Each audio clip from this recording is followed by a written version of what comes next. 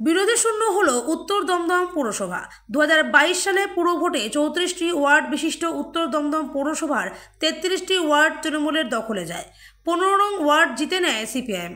দীর্ঘ 3 বছর সেই ওয়ার্ডের কাউন্সিলর সন্ধ্যারানী মণ্ডল সিপিআইএম দলের অন্তরে থেকে কাজ করছিলেন। রবিবার 15 নং ওয়ার্ডের কাউন্সিলর সন্ধ্যারানী মণ্ডল তৃণমূল কংগ্রেসে যোগদান করলেন। এদিন রাজ্যের মন্ত্রী স্থানীয় বিধায়ক চন্দ্রিমা ভট্টাচার্যের হাত ধরে তৃণমূল কংগ্রেসে যোগদান করেন। যোগ দিয়ে দলত্যাগী সিপিএম কাউন্সিলর জানান তার কাজ করতে অসুবিধা হচ্ছিল। মুখ্যমন্ত্রী মমতা বন্দ্যোপাধ্যায়ের অনুপ্রেরণা সকলের জন্য কাজ করার জন্য তার তৃণমূলে যোগদান। রাজ্যের মন্ত্রী চন্দ্রিমা ভট্টাচার্য জানান উনি আমাদের দলে যোগ দেওয়ার জন্য আবেদন করেছিলেন। মুখ্যমন্ত্রীর অনুমতি সাপেক্ষ তাকে দলে যোগদান করানো হলো। এই যোগদানের ফলে উত্তর দমদম পৌরসভা বিরোধী শূন্য হল।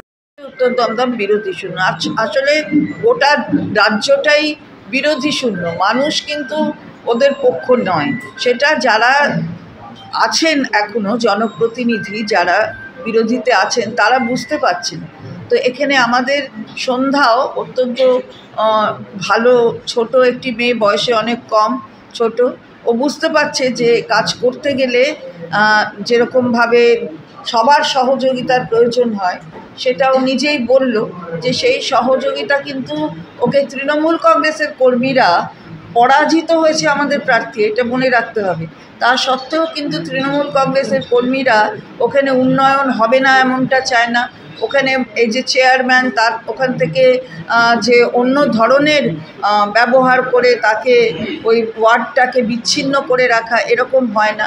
এটা অনুভব করেছে বলেও ছোট মনে ওটা, মানে ছোট বয়সের মনে ওটা দাগ কেটেছে। তাই আজকে সন্ধ্যাও আমাদের সাথে এসছে। আমি খুশি যে আমরা সবাই মিলে এখানটায় কাজ করব, সবাই মানুষের কাজই তো করব। 33টা ওয়ার্ডে যদি কাজ হয়, 34টা ওয়ার্ডেও কাজ হচ্ছিল, সন্ধ্যা আসাতে আরও শক্তিশালীভাবে কাজ হয়।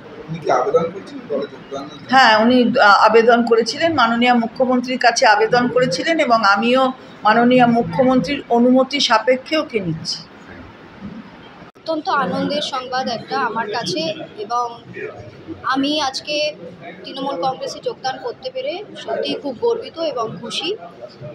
আমি আগামী দিনগুলোতে যাতে সুষ্ঠুভাবে আমার ওয়ার্ডে সুন্দরভাবে কাজ করতে পারি মমতা বন্দ্যোপাধ্যায়ের অনুপ্রেরণায়, এবং সমস্ত জনকল্যাণমূলক যত কাজ আছে সমস্ত কাজ যাতে আমি পার্টিকে নিয়ে একজন কর্মী হিসাবে এগিয়ে যেতে পারি আগামী দিনে, সেটা আমার অঙ্গীকার থাকবে। আপনি যে আবেদন করেছিলেন দলে যোগদান? অবশ্যই আমি দলের নেত্রী মমতা বন্দ্যোপাধ্যায়ের কাছে আমি চিঠি দিয়ে আবেদন করেছিলাম, এবং সেই চিঠি আমাদের পৌরপ্রধান মহাশয়ের হাত দিয়ে এবং দিদি চন্দ্রিমাদির হাত দিয়ে, অর্থমন্ত্রী চন্দ্রিমাদি আমাদের তার কাছে পৌঁছে গিয়েছিল, এবং দিদির সঙ্গে এটা তারপরে আলোচনা হয়। আমার মূলত ওয়ার্ডে কাজ করতে বিভিন্ন ধরনের অসুবিধা, যা আমি যেই দলের থেকে অ্যাকচুয়ালি আমি জিতে এসেছিলাম, কিন্তু তারা মূলত তাদের দলের মধ্যে একটাই দ্বন্দ্ব, সেটা হচ্ছে সিনিয়র আর জুনিয়র। এই বিষয়টা তারা এখনও পর্যন্ত কাটিয়ে উঠতে পারেননি। নতুনদেরকে সুবিধা দিচ্ছেন, কাজ করার সুযোগ করছেন, কিন্তু আবার তাদেরকে কাজ করার জন্য পেছন দিক থেকে ছুরি ঘোরাচ্ছে। তো সেই জিনিসটা আমি কোনো রকমভাবে আপোষে মেনে নিতে পারিনি। তাই যারা আমাকে বাইরে থেকে সহযোগিতা করেছে, তৃণমূল কংগ্রেসের সমস্ত কর্মী এবং আমাদের পৌরপ্রধান মহাশয় বিধান বিশ্বাস সর্বসময় আমার পাশে থেকেছেন। ওয়ার্ডের বিভিন্ন উন্নয়নমূলক কাজে আমার সবসময় সহযোগিতা করেছেন। তাই জন্য আজকে আমি তার সাথে দিদির অনুপ্রেরণায় আমি আজকে এই দলে যোগ দিই।